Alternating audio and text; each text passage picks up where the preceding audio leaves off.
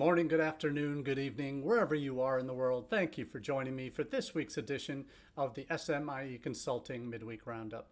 It's Wednesday, July 31st, 2024, and today we're going to be answering three questions we've been hearing from international educators over the last 7 days.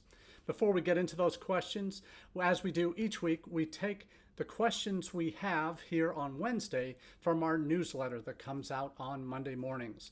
And there are now over 2,000 subscribers to our newsletter in the international ed world, and we're so grateful for all of you who have decided to include SMIE Consulting's hot takes on the news stories of the week in our newsletter on Monday called All the SMIE News Fit to Share.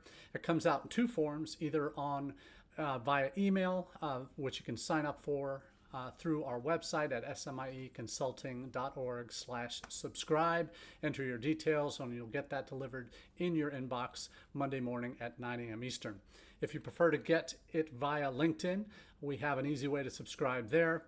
And again, between those two, we now have over 2,000 subscribers to the newsletter. Very excited about that landmark for our content that's going out weekly and our hot takes on the news stories of the day.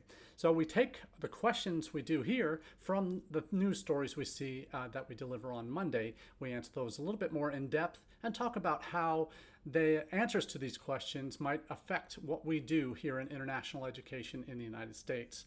So we'll get right into the questions. The first one up is, how do you decide whether to enter a new market?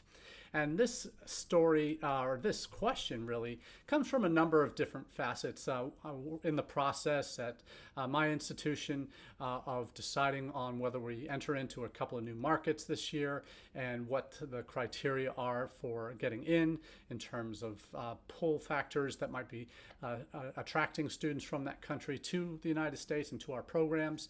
Also push factors that might be motivating students in a country that might want to leave, and other factors like that. We look at numbers in the United States. We look at top sending markets. We look at those kind of factors as some of the grounds for why we might want to enter into a new market. If we have an alumni population there, if there is a particular affinity with our part of the world, or if there's an immigrant community in our area. All of these are kinds of things that you often can use to justify, hey, there's a reason why we need to be going after this market because of the connections we have, because of the push and pull factors that might be attracting students. But all of these are kind of important to factor in.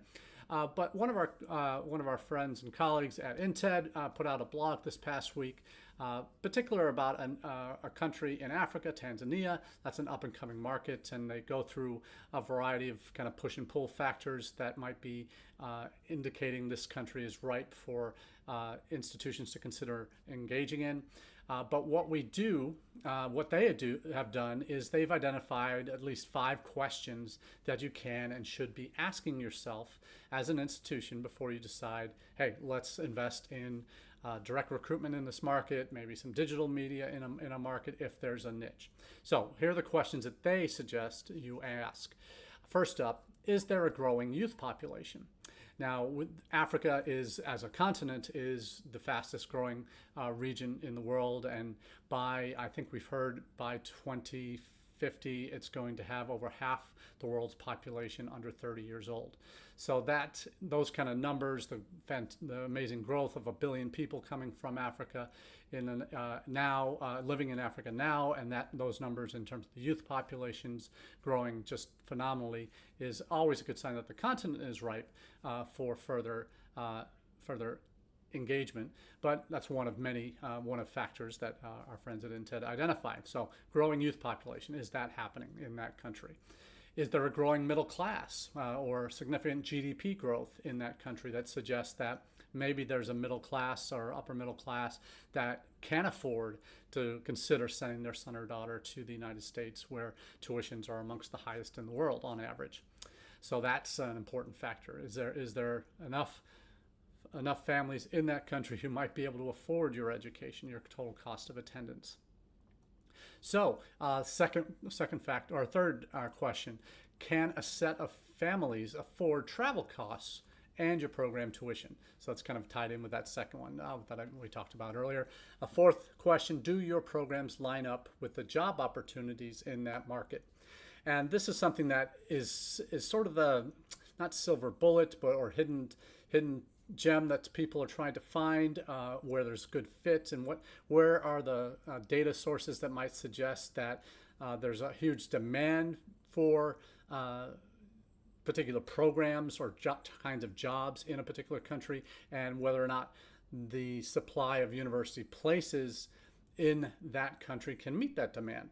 So that's often a good sign of where the interest is, at least with job opportunities. Maybe not exclusively job opportunities, but certainly majors that are in demand in a particular country. So there's maybe a little disconnect there, not quite connecting the dots fully on that note, but certainly in-demand majors are certainly something that can push students to your academic programs if they know that, hey, I don't have an opportunity to study what I want to study here because I'm trying to get a job in this field, but there aren't enough places at universities, so I need to go elsewhere. If that's the case, then you might be in a good position because that will help prepare those students for jobs back in their home country, which is a win-win for everybody. And the final question that folks at INTED ask is, can you provide a welcoming community, academic support for these students on campus? So that's certainly information that you want to be considering.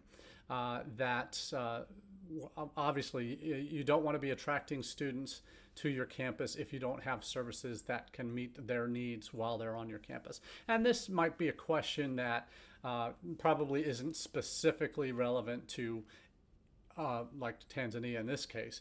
It's more of a general concept that you want to keep in mind. But do you want to be bringing in students that you can't support? No. So support means, do you have those kinds of services from their initial arrival and orientation, to housing, to food service, to campus ministry perhaps, to student organizations, to academic support services, to writing centers, to English language centers, to career services, to student employment, to alumni offices. Are all of these services in place to help support that academic and eventually career prep journey for students that are coming to your institution? And if you can say yes to those, and you have documentation that yes, you're meeting the needs of your graduates and your current students, then certainly you're probably in a good position to explore adding a new market to your list. And these are the kinds of things that you want to be looking at. Certainly, those 5 questions aren't the only questions. I've talked about some of those that we mentioned earlier, push and pull factors in a given country that might be attracting them to the United States, and how you market the United States, not just your institution. That we talk about that regularly here on the Roundup, is how are you talking about in your messaging to students, how much are you talking not only about your institutional strengths, but the strengths of the United States as a market for these international students. That's the piece that we often lose perspective on, is if we're not talking about the value of our nation as a whole, not just our institution, we're missing an opportunity. Because particularly in this day and age, and we'll talk more about the competitive advantage we have in the United States right now compared to all the other major destination markets, UK, Canada, Australia, that have been imposing limits on international students coming in, whereas the US has primarily kept their open doors through actually trying to meet a huge demand for student visas here in a lot of major source markets. So that is a piece that we certainly need to think about. And these 5 questions from INTED are great. Looking at the data certainly is an important piece. And these are some data questions that they ask. But the data questions are, is there currently a market in that country for students that are coming to the United States? Is it growing? Is it shrinking? All of those things are things you want to consider as well. Not just the open doors data, but see this by the numbers data. What levels of study are students from a particular country coming in at? Is it all at the undergraduate level? Is it more ESL community colleges? Or is there a large number in high schools? So these are the factors that you might want to conclude in your planning for why you go into a new market, or where that new market might potentially be accessed best. So great question to start this week on the Roundup.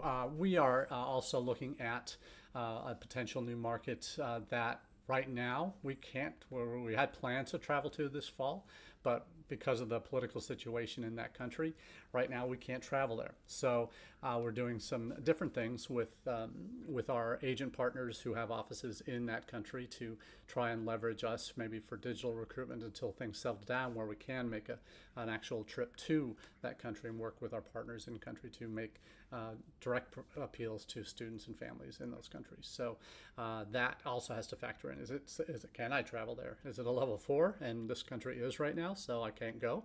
So I'll plan maybe in the spring. If things calm down, I'll go back. But we have the data to suggest that, hey, the numbers have been increasing, applications, enrolled students from this country in the past couple of years, that we have agents who are increasingly engaged there, that we want to leverage to reach further better class of students to potentially enroll from that country. So these are the things you need to think about. Now, next up is a question that we often don't ask enough, and we alluded to it earlier, is how does the U.S. stack up against the competition?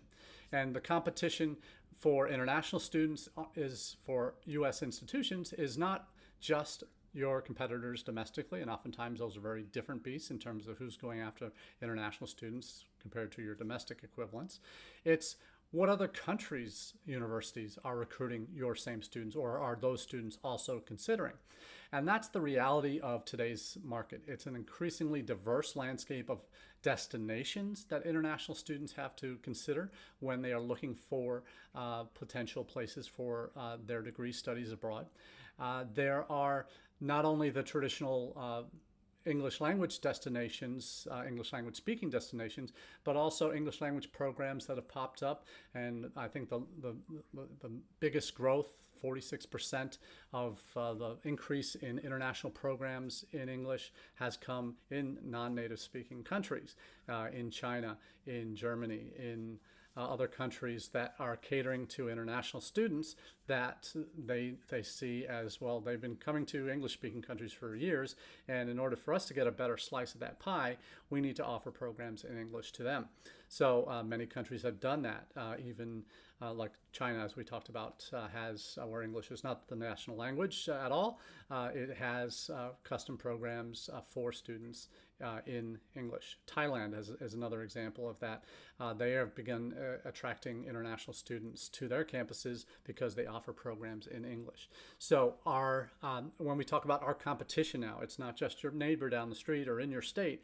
It is countries across the globe that might be competing for the same students. We've been sharing articles over the past few months about how Chinese students are increasingly selective in terms of where they're going to look, not just at the U.S. anymore, or not just U.S., U.K. anymore. They're looking at destinations closer to home in Southeast Asia. Hong Kong has been probably the biggest beneficiary of Chinese students, mainland Chinese students coming to Hong Kong over the past 3 to 4 years.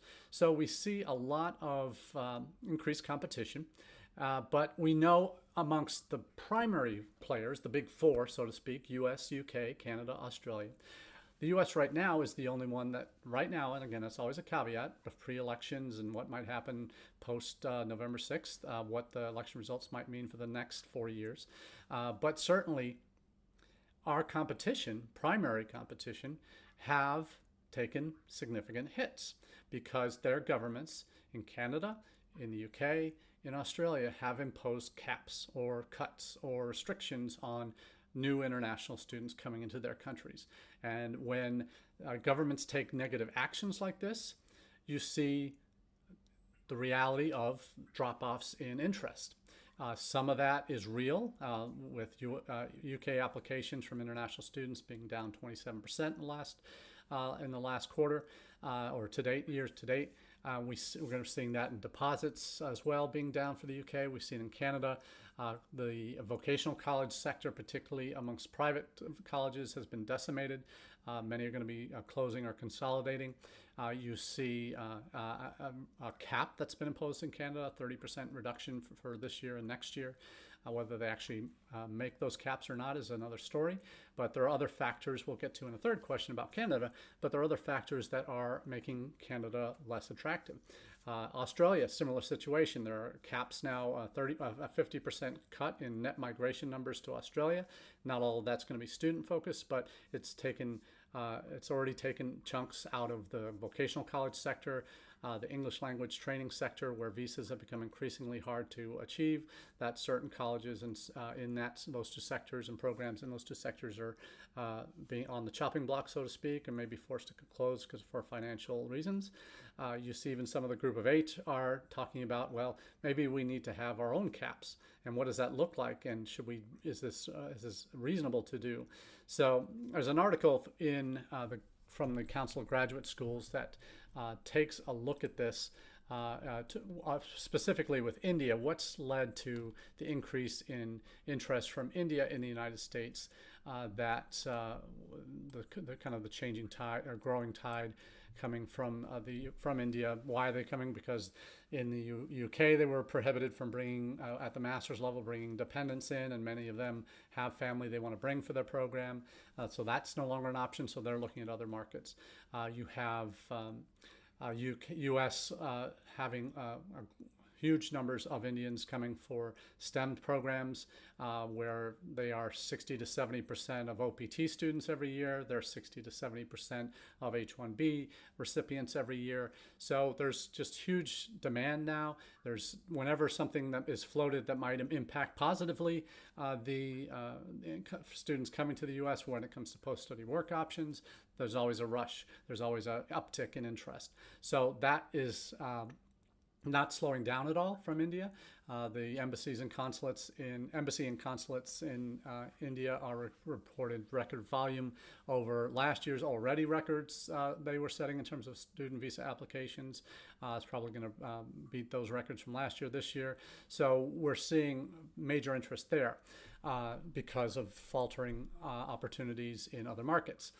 You see in another article from University World News, Rachel Skolton, who's at Loyola, Maryland, has made a case on where the U.S.'s competitive advantages are related to their major English-speaking competitive nations, and there's citing the data from the IIE data recently, and another data from Barnard and others that have showed that between 1.3 or 1.8 to 2 million international students by 2030. There's just huge data that is on the side of a strong continuing surge in international student interest in the United States. So to think that we could be doubling our international population in the next 6-7 years in the United States is just phenomenal, and means a lot of potential room to grow. And that's the great thing about the U.S. That when we talk about competitive advantages, I talk about this all the time. In the United States, we are at about 5-6% of our total higher ed population is international at this point. So look at Australia, Canada, UK are 25 to 35%. At some institutions, it's 45 to 50% at some of the top institutions. And we have a little bit of similarity here in the US when it comes to our top institutions being 35% international. But the lion's share of our colleges and universities that are enrolling international students still have significant room to grow their numbers. One of the reasons they can grow their numbers is our campuses in the U.S., as opposed to most other colleges in the rest of the English-speaking world, are designed to house students on campus or in the immediate area through apartment complexes that the institutions own.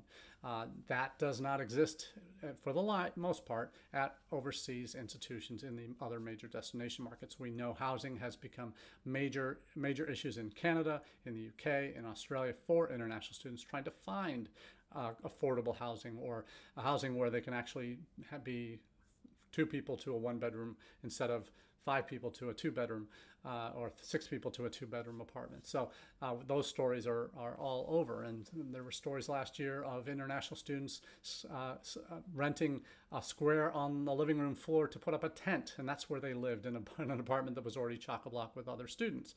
So these are the issues that in the U.S., in the whole, we have much more capacity to grow our international populations. So those are the things we need to talk about when we look at what Canada's doing, where we look at what Australia is doing in the UK. Even though there's a new Labour government in the UK, That doesn't mean necessarily the doors are going to be flung wide open. They're not going to be raising tuition to help deal with the funding challenges that institutions are facing in the UK. They're going to be supportive of recruiting international students, but there's not necessarily any policies that have said we're going to provide money in the budgets for institutions to go do this. They just might free up some visa issues and or log jams in visa processing that might occur. But are they going to flung those doors wide open in terms of funding to help make that happen? Probably not. So there's a lot out there that we really want to take a look at when you're looking at the competition and how the United States stands related to that for what we can and should be talking about in terms of our strengths as not only an institution, but as a nation for enrolling more international students. So hopefully you're doing that in your messaging. All right, and last question of the day. It is, has Canada begun rolling up the welcome mat? And 2 years ago, you would never have thought this would happen. Canada had this reputation that international students are welcome. It's an immigrant nation, much like we are in the United States, but certainly it is an immigrant nation that needs people from overseas to help keep the economy robust and to keep things moving along, because there's a distinct lack of domestic population to fill jobs in certain markets, in certain specific fields. In the recent past, that has meant a lot of vocational education colleges, 2- and 3-year programs, have enrolled students from India largely that might already have master's degrees that are coming to Canada to work at a vocational college to get that credential in that country that will allow them to stay and work and then eventually become residents. So there are certain provinces in Canada that flung the doors wide open for international students. Less populated provinces that might be off the beaten path and certainly have some other challenges for international students that chose to come there.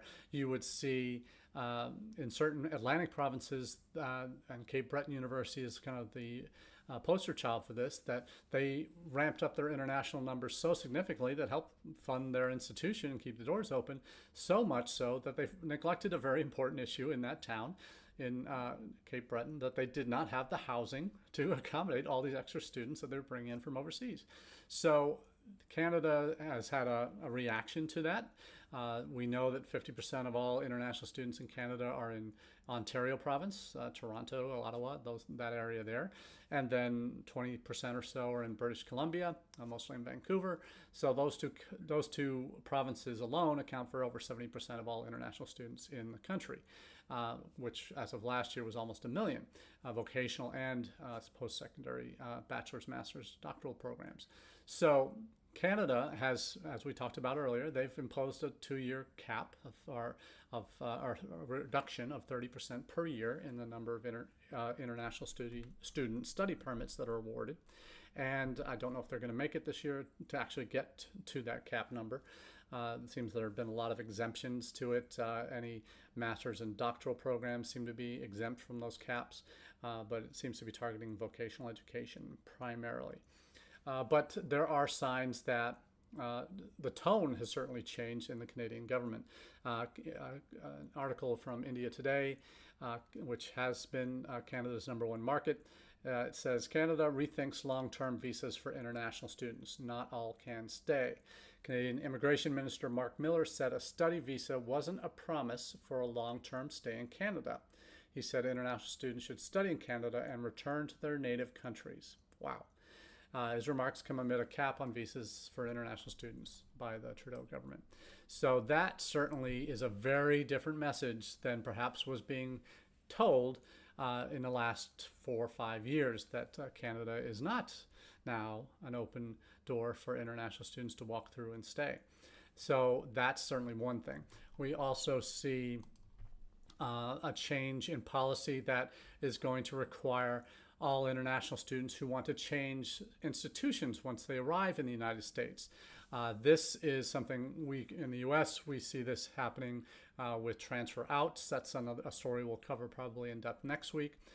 This is where a student enters the country on maybe your institution's visa, and then decides before they enroll to transfer out to a lesser known school, probably one that they wanted to go to all along, that they have decided, I don't really want to pay the tuition at that school. I just got the visa, got in the country, now I want to switch to an easier path to residency. But we know that door might be closing as well. But one of the things the IRCC has proposed, it's not actually guaranteed yet, but it may likely happen, is that they've proposed an amendment that requires students to reapply for a study permit if they change schools in Canada.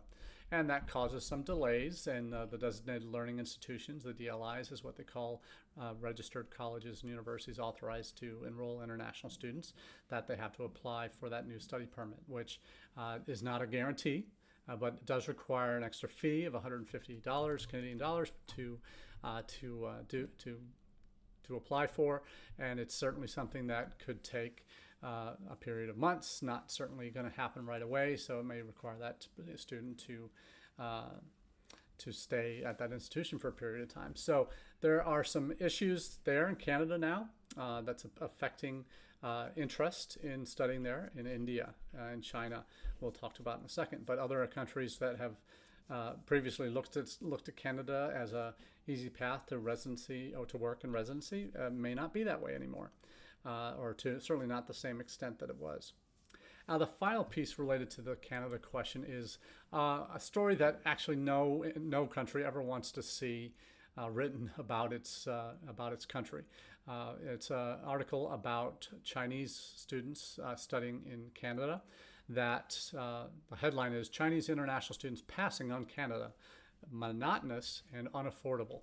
So a very stark criticism of Canada. That they are, it's an article called from the National Post that says that more Chinese students are electing to study at home, where China's universities are outranking Canadian schools. So rankings is being used as one of the arguments in this article to justify, well, Canadian institutions aren't as good as they used to be, or Chinese universities have gotten better. So they are now staying home or closer to home, as we talked about earlier, Hong Kong especially as a destination outside mainland.